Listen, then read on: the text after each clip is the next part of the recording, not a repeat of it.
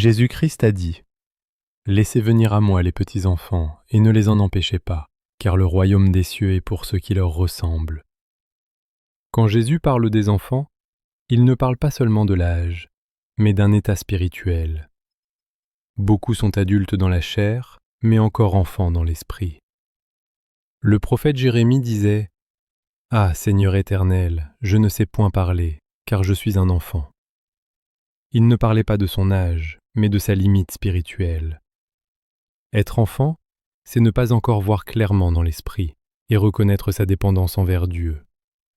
C'est pourquoi Jésus dit : « Laissez venir à moi les petits enfants, car c'est en venant à lui que l'homme spirituel est formé. » Dieu dit à Jérémie : « Avant que je t'eusse formé dans le ventre de ta mère, je te connaissais. » Cela nous révèle une vérité puissante. Avant d'être chair, tu étais déjà esprit dans le plan de Dieu. Ta vie n'est pas un accident. Dieu agit d'abord dans l'esprit avant que la chose se manifeste dans la chair. Tant que l'homme reste dominé par la chair, il voit selon la chair. Mais Jésus-Christ est venu pour façonner l'homme spirituel, afin que nous vivions par l'esprit. Dieu ne regarde pas ton niveau actuel. Il regarde ce qu'il a déjà placé en toi.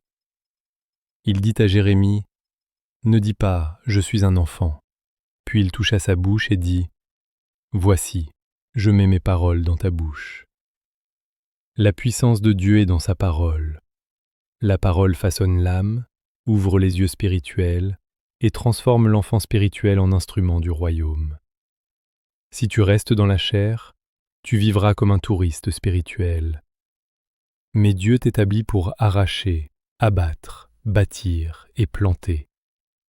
Dieu veille sur sa parole pour l'exécuter. Elle travaille continuellement pour faire passer l'homme de la chair à l'esprit. L'Éternel est mon berger, je ne manquerai de rien. Avec Dieu, l'âme est restaurée et la destinée sécurisée, même dans la vallée de l'ombre de la mort. Amen.